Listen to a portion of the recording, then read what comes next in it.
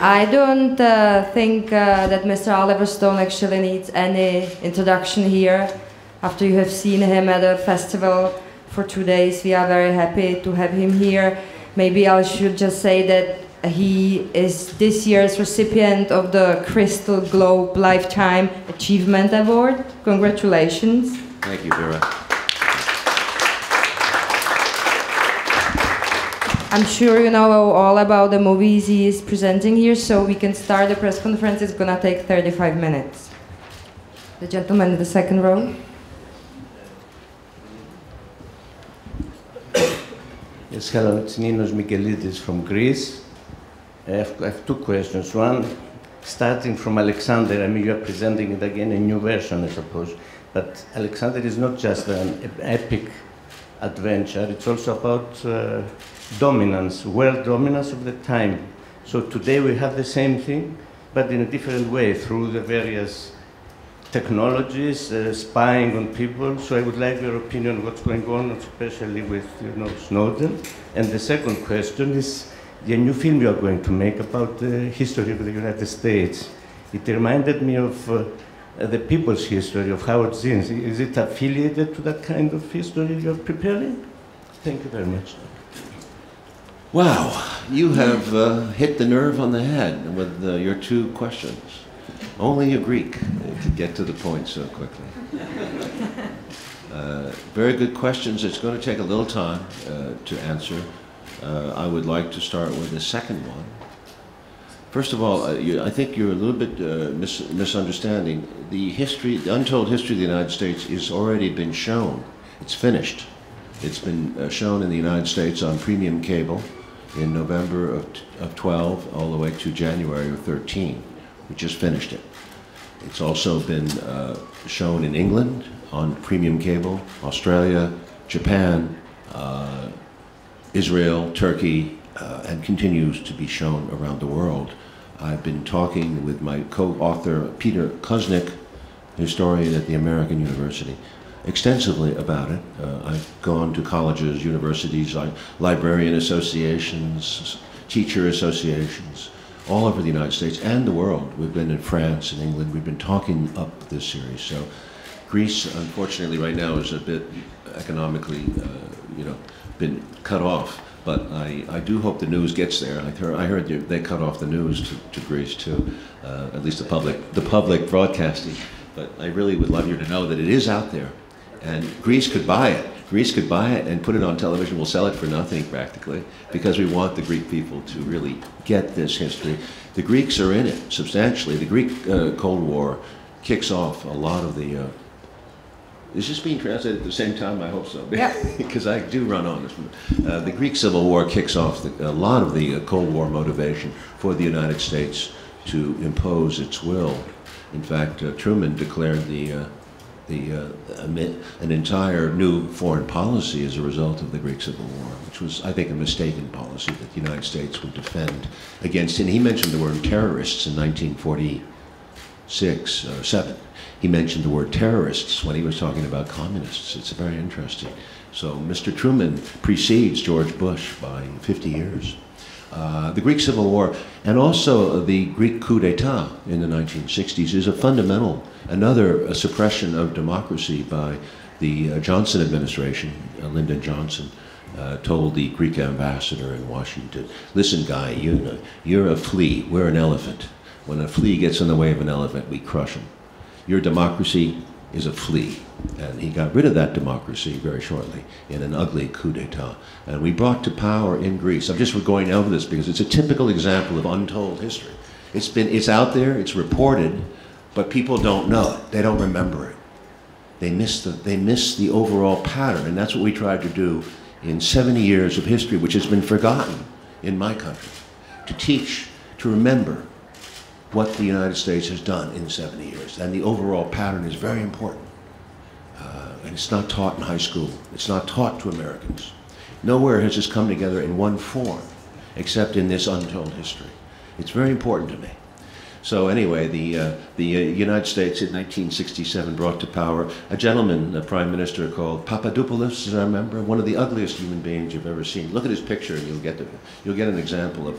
He was a Greek Nazi. He hunted down communists during the Second World War for the Nazis. Very proud of it. He came to power in Greece. Typical example, another one of hundreds of examples of this 70-year reign, which this gentleman very astutely got to the point of, and he said, now we are the sole superpower. The United States is the dominant power in the universe, with eavesdropping abilities, military abilities, cyber abilities, space, sea, land, air, and cyberspace. Unbelievably unknown. What they call in the Pentagon talk as full spectrum dominance, full spectrum dominance. You made a very strong point, and Untold History is out there. It's about this dominance. And to your first question, which was about, repeat please, just a bit. The first question was about, yeah, Alexander, right. We go back to Alexander, which is a very good point. Alexander is a very, I was thinking about this. I watched the movie last night with this new version, which is 10 years later. 10 years later. It's the best version of the movie because it allowed me to play with the, on DVD, with all the elements. And thank God for technology, because you can now do on DVD what you can do on film for very little money. And we were able to make a movie that finally, at 3 hours and 20 minutes, it tells the story as best as I can tell it. It's a complex story about a son, a mother, and a father. And the son is a torn explorer. He's a torn, talented, but very, very civil war rages in his breast because his mother and his father hate each other, and they love each other, and they go back and forth, and they rip him to shreds. And the story that had to be told that I originally wrote in 2004 for that movie was of a man who was haunted his whole life. He goes to the end of the world to avoid his mother, to run away from his mother. His father has been assassinated. He always will, his honor has been stained by this assassination. He goes to the edge of the world to find it, but he never can forget his past. He never can outrun his past. And so it had to be made, always in its origin, was a parallel story between the past and the present. And we would go back and forth from the exploration of the world to the backstory with mom and dad. And what's a hell of a backstory. So when you see this version, it's the best and integrated cut of that parallel story. In the original, I was too chronological, and we lost the parents too early in the movie. Their resonance was lost. When you see it last night, I think the audience that stayed, we talked to about 12:30 in the morning, was a wonderful audience of people who appreciated this complex story, that it cannot be told in modern terms. It has to be told in, I think, classical Greek drama terms.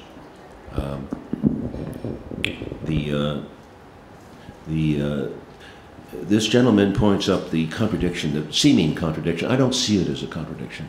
Because Alexander existed at the beginning of time, there was recorded history started in the West, in the 6th century BC.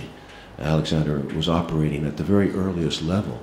The only known empire that had existed was the Persian, and before that the Assyrian and the Babylonian. And frankly, in those days, they had a bad reputation among the Western people who read about them as slave-owning, cruel. Aristotle teaches the Persian Empire to the young Alexander as an oppressive empire. The East in Greek mythology has always been a very rich source of treasure. All the Greek heroes, Theseus, Jason, Perseus, they all go east. Heracles, Dionysus, they all go to the east to make their fortune. And they come back with the loot, with the wives, with the richness of the East. The West was poor. Greece was poor in comparison.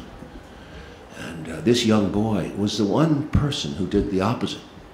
And he tells Aristotle, he says, why do these people go east? And Aristotle says, well, there's a lot of these myths and fantasies, fairy tales, tabloid stories. But Alexander goes to the east, and he's the first person that I know of the who stays.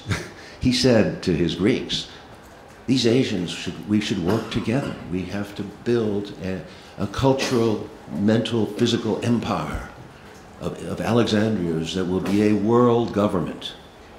And it will be, yes, I will be in charge because I am the king of Macedonia. But he's not a stupid man. He was hoping, I think, to give this idea of a combination of Greek and Asian culture intermarried. He encouraged his soldiers to marry.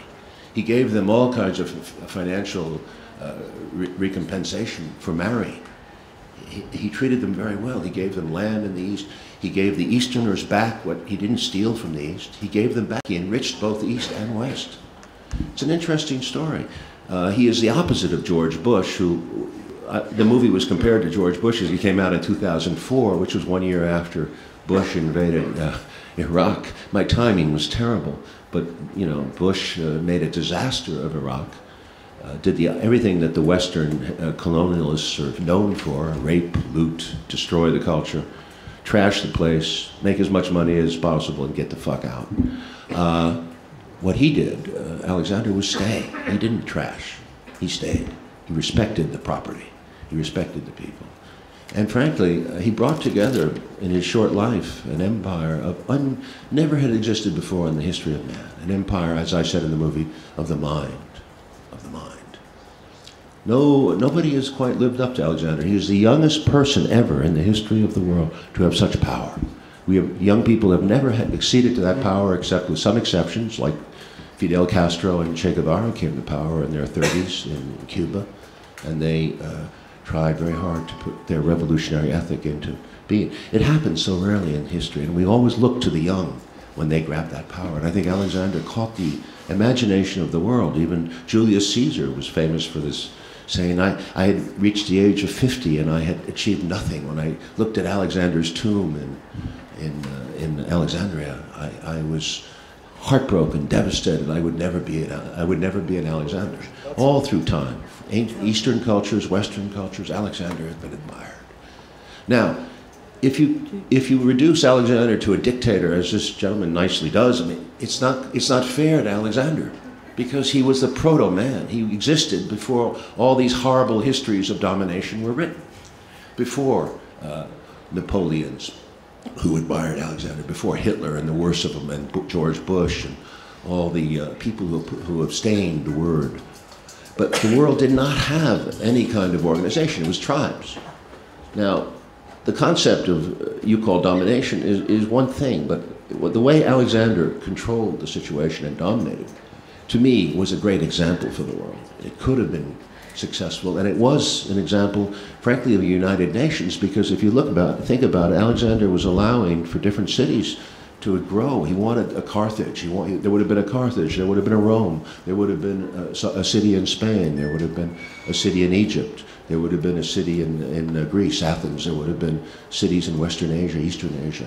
There was a possibility for an interdependent world of trade and culture, out of which all mankind would have benefited. I don't see him as a tyrant. Okay, there's a No, gentleman. let him answer. This is a good debate. I think we should. They're also. I didn't want to imply that he was a dictator. I was talking about conquering. I mean, as you rightly said, they are for various reasons that he conquered the world, and the way Bush or other people are doing it since then. I'm trying for an audience who doesn't know much about Alexander, just to explain what a special man this is. He to me is, why would I devote so many years of my life to making a movie? It's just, I do see him as something different, and I tried to bring that out in the movie. And I think this version does the best of it. But I also emphasize how torn he was, miserable, and so many suffering from his parents. Okay, questions answered. Next. Okay, there's right here. It's from FC's Australia. Hello. Hello, sir. You deal with a lot of very powerful men in your films, but key figures in history, male figures. Are there any female figures that you find as fascinating, and would you consider giving them a cinematic treatment in some way? And if so, who? You mean Maggie Thatcher? Possibly. No. I don't admire Maggie Thatcher. I don't admire Hillary Clinton. And it's not about gender, and it's not about skin. I made a movie about a woman. It was a beautiful movie, one of my favorites. It's called Heaven and Earth, and it's about a very powerful woman.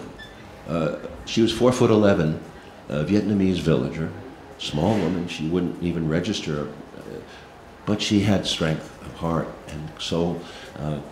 She was based on Lely Hayslip, who I got to know very well, and it's a story of a Vietnamese villager who has no choice at a time when the French come to her village and the Americans come to her village, and then the Viet Cong come to her village. She goes back and forth between sides. She's torn by war. Everything happens to her. She's raped, she suffers, she becomes a prostitute on the streets. She ends up marrying an American man and going back to America with him and having an incredible life. And he dies, and then she meets another American who becomes, I think, her husband and a father of another one of her children. And she's torn apart again in this relationship where he commits suicide in the end. And the role was played by Tommy Lee Jones in the movie. If you ever have a chance to watch Heaven and Earth, it's all about this woman. And she was a young unknown actress. Because the Americans are not interested at all in the Vietnamese, and because they don't really ever apologize for the Vietnam War, there was very little interest in the film in America. But it continues to play in the Far East, and it has its following. So I do care about women. If it's the right story, I will tell it. But I don't operate on that idea of gender or race, just making a movie for that purpose. I don't do movies for ideological reasons. I do them because I get impassioned about them. I tried to develop Evita for about 7 years. I worked on Evita. I hated the movie that they made, but I almost made one. And I think I could have made a great movie with Meryl Streep, but it didn't happen for just this by an inch. Evita, the musical. And she was a very interesting, powerful woman. So it wasn't about that.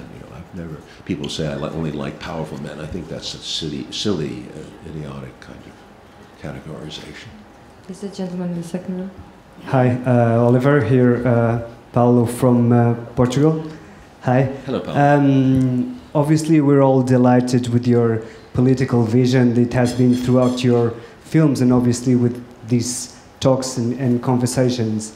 Of course, we have seen some people involved with cinema in political positions that will be unnamed here.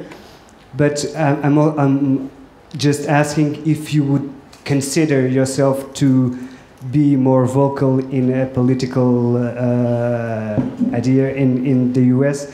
I think that we could all benefit from that. Is that something that you're thinking about, maybe? Or you would?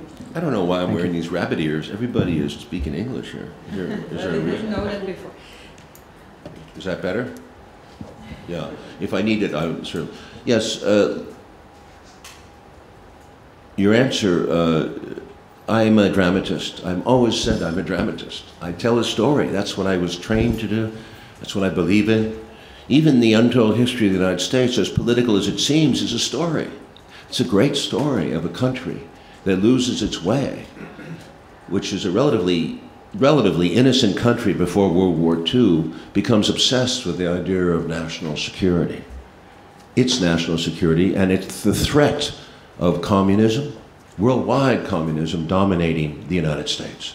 What the United States goes through from 1945 is unbelievable story of paranoia. When you look at the Soviet Union objectively after World War II, it is devastated. It's a poor country. They need money. They want the money that has been promised by Roosevelt. And the United States acted very meanly towards the Soviet Union. Not only in denying it reparations, but cutting it out of the economic picture at Bretton Woods. And above all, acting as an overall bully. And the most monstrous action of World War II, the most monstrous action after Hitler's atrocities would be the dropping of the atomic bombs on Hiroshima and Nagasaki. There was no need to drop those bombs, no need at all. They were done as a barbaric action to show the Soviet Union that they had no position in the world, in the Far East above all, but especially in Europe. It was a warning, a clear warning So that killed off any concept of a grand alliance, which Roosevelt and Stalin and Churchill held in mind. Roosevelt unfortunately died in April of '45, which was one of the most tragic premature deaths. If he'd lived 3 more months, the world would have been a different place. But Truman was a small man, and he had bad advice. And he dropped those bombs in August, and the world has never been the same because the United States achieved enormous superiority and moral power because the United States, in its heart, was convinced that it dropped those atomic bombs for necessary reasons. The implied historical reason is the United States had to win the war, end the war of Japan, because they were A, fanatics, and B, the United States would suffer more than 100,000 casualties taking the Japanese islands, both of which are specious. And we go into some detail on why that is a lie. And people believe it to this day. It's in the history books. You read it. My daughter, who's 17, has it in her high school textbook. My son's read it. Same thing. It's the same continuation of a brainwashing. What Pravda and Izvestia did in the old days of the Soviet Union, those of you who are old enough to remember in Czechoslovakia, is nothing compared to what's going on with the United States and its propaganda. It's so entrenched in the belief system of the country that we have no doubts. We never question the atomic bomb, which is the founding myth of this national security state. The national security state begins with Truman, with Greece and the Greek Civil War, things like this. And out of that comes the most armed country in the history of the world, with the most amount of atomic and nuclear weaponry ever seen. Eisenhower has has 30,000 nuclear weapons by the time his budget cycle ends in 1960. 30,000 nuclear weapons on the United States has. Totally dominating the Soviet Union, totally in charge. And the Americans are so naive that we convince ourselves in the 1960 election that we are at a disadvantage. And this is a constant theme in America, whether it's cyber warfare with the Chinese or nuclear warfare with the Soviets, we're always behind. And out of that, we keep building and building. But the big point is that after the Soviet Union falls in 1991, instead of declaring an end to this Cold War, instead of disarming, the United States doesn't hesitate. It keeps right on going and becomes very quickly a sole superpower and, more importantly, a global security state. And to answer your question about Snowden, to go back to your question, and we'll get to the point, which is that we are a global security state. We are a sole superpower. We are dominant, totally dominant. This man, Snowden, who to me is a hero because he has revealed secrets that should concern us all, secrets that show that the United States government has been violating the Fourth Amendment repeatedly since 2003. This man has no place to hide in the world except a few countries in South America. Why? Because no country, every country is in some way intimidated by the United States. This should not be. This is what's wrong with the world today. In the 1950s, this never could have happened because there was a Soviet Union that was willing to challenge the United States, willing to fight. There was also many third world countries that would call themselves neutral. There was a thing called the neutral bloc. And there were leaders like Nasser in Egypt, Nehru in India, Tito in Yugoslavia next door, Nkrumah in Africa, and Sukarno was a great leader in Indonesia. We got rid of several of these leaders, the United States did. We could not get rid of Nehru. We tried, but we couldn't touch him. Well, we couldn't touch Tito. Tito was a tough guy. He lasted. But the rest we got rid of. To say the point is that the United States considered neutrality, back in the 1950s, John Foster Dulles called neutrality immoral. Neutrality was immoral. Think about it. To be neutral was immoral. You had to be either part of the United States, or as George Bush said, you're either with us or you're against us. That's what John Dulles is saying. The Soviets were more tolerant of neutrality and tried to get along with the neutral bloc. The United States couldn't. We tried to control everything. We tried to control these fates of these countries, and the CIA was extremely effective in getting rid of any opposition, as was the World Bank, as was the International Monetary Fund, and so forth and so on. But Europe stands out to me because I grew up. My mother was French. I grew up in the 1950s in Europe, and I remember de Gaulle, Charles de Gaulle, vividly standing up to the United States and saying, no, we're dropping out of NATO. France pulled out of NATO. People forget this. France was independent and considered itself so. And I say that because François Hollande of France, who's now the president, he calls himself a socialist, but not for 1 second would he even think about standing up to the United States now, when it's very important that the world recognize and give asylum to Snowden, because this concerns not just American citizens such as myself, but it concerns all of us. You, everyone in this room, is affected by the United States' Big Brother approach to controlling the world, which means global eavesdropping. Global eavesdropping. For example, if there's a politician in Greece who wants to change the balance of power, who wants to go against American interests in Greece, that politician is being listened in on by global satellite communications. Those secrets, which we have no business violating, can be given to anybody we so choose to destabilize that politician. If he gets in our way, we can get him removed. All we do is we give the secrets to his enemies in the country, in Greece, in India, in Indonesia. They'll do the job for us. They'll take care of that politician. He'll never even know the United States was involved. I'm rooting personally for Alexei Tsipras. I think he's an interesting and very strong choice, a really independent leader. How long can you stay independent in this world? How long can you speak for an independent view of the world with this system in place? This is very dangerous. What? 5 more minutes and there are people dying to ask. I have to finish this because this is what's going on now. Okay. No, we can go longer. We don't have to have a 5 minute. Don't believe her. She's trying to censor me. Do whatever you want then. In Greece, they were being listened to since the World War, the end of the World War. They didn't need the global. In Greece, they've been listening, but you know, let's be honest. It's going everywhere. It's the Czech Republic. Is Czechoslovakia in Czech Republic in NATO? Sure. Who told you guys to join NATO?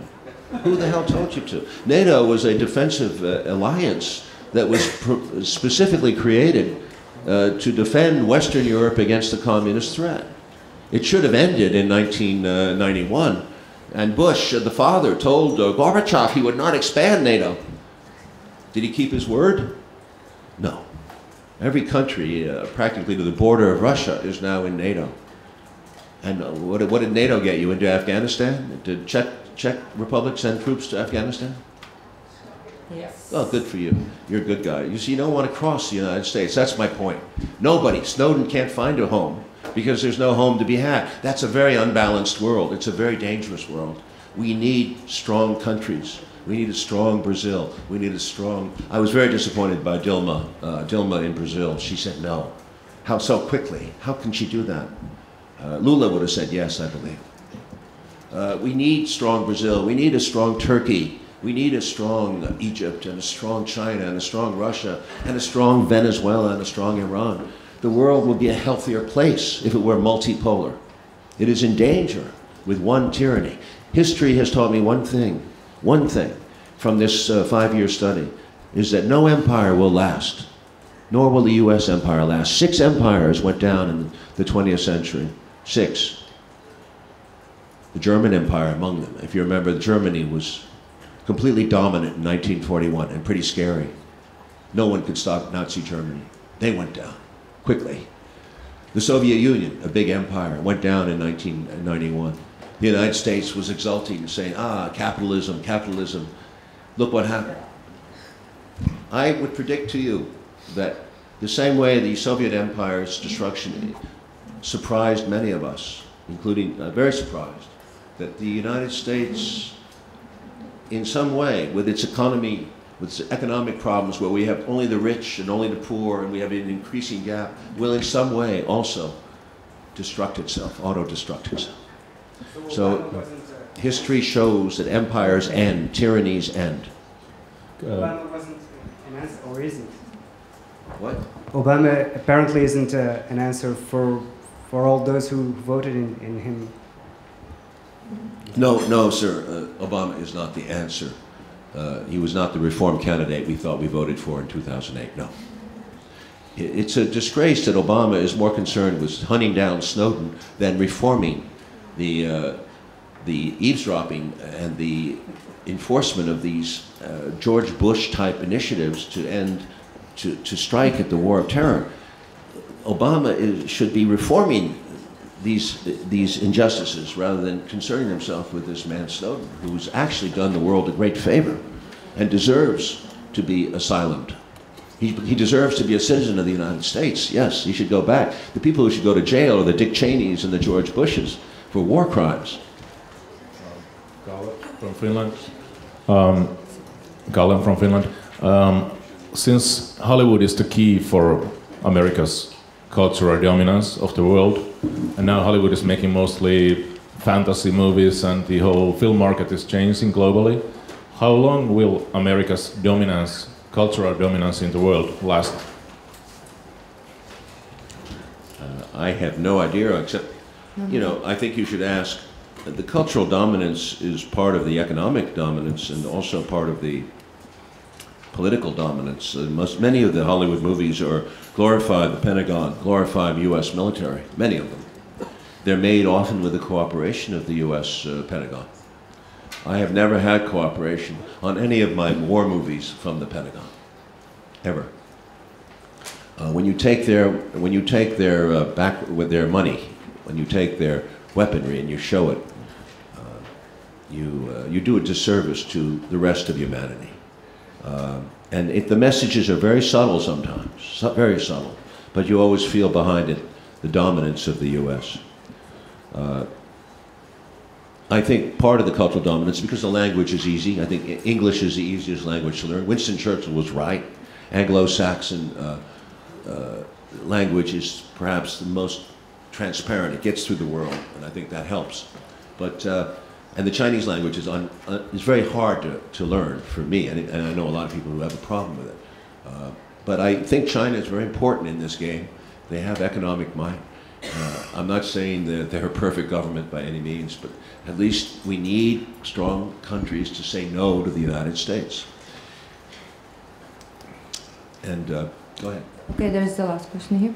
By the way, I just want to say one thing. You know, I have directed, question. last year I directed Savages, which is an apolitical movie, although it's against the war on drugs, but it's an apolitical movie. What I'm trying to say is I am a dramatist. I'm trying to tell stories. When I tell untold history, it's not because I'm ideological. It's because I think it's a great story. And I learned as I went. I learned what the message I'm sharing with you today is one that I learned in untold history.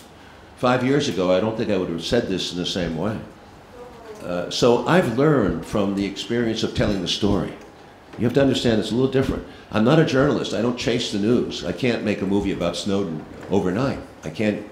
It takes more than a year to make a movie, and you have to think about a movie. So dramatic art is a writing, directing, editing. It takes time. It's like a classic. It's like building a sculpture. You cannot do it overnight. You can write a journalist piece quickly. I can't. There's this young lady waiting for you, Emma Smetana. Good afternoon, from the Czech Private TV. I'd like to know, I heard that you've been quite unhappy about the questions Czech journalists keep asking you, so I'd like to know what types of subjects we should avoid, not to make you angry. What I don't you know would what like you're talking to talk about. I've dealt with every question that's been thrown my way. There's nothing I've objected to. Who told you this rumor? Well, that's a rumor, so the source should be... I'm sorry? It should be kept secret, I guess, the source. But What? the source should be kept secret. But I'd like to know... There's no should in this world. There's no should? You can ask, go ask anything you want, and if I think it's a stupid question, I'll try to deal with it. But Good. Then I have no I would like shoulds. to know what kind of reactions you've experienced when you, for example, when you expose these political views, what are the reactions you meet in Central Europe, be it the Czech Republic or elsewhere? Because, as you know, our post-communist views are probably usually different than yours. So what's the reactions you have met so far? I was in Czechoslovakia in 1978, and it was horrible. I know what you're talking about. I understand the bitterness and the anger. I thought the communist occupation of Eastern Europe was a terrible thing. But I would point out to you the origins of this is that the Soviet government did not start to crack down on Eastern Europe until 1947, after the United States had engaged it in a very serious Cold War. So, you know, we have to be very careful. You have to look at the years 1944 to 1947 before you start talking about this. You have to go to the origins of this ideological battle between communism and capitalism. Czechoslovakia is a very interesting case, and we go into it. The murder of your prime minister, the name eludes me right now. But it's Czechoslovakia is part of that story. But look to the 1944, 46, 7 period and see who does what first. Look, and I think you will find an answer that's a little bit different than what you've heard. Communism became oppressive and horrible, and it didn't work. There was no compassion in that system, and there were many problems. It fell of its own accord, not because of Ronald Reagan. It fell because it couldn't work. But of course, the right wing in America used the fall of communism as justification for its policies to continue around the world, which is capitalism at any price, the gap between rich and poor growing, money, money, money, banks, banks, banks, run the world. Is this the way we want to live? Is there not a third way? Is there not a neutral way? Thank you. Thank you. Thank you very much.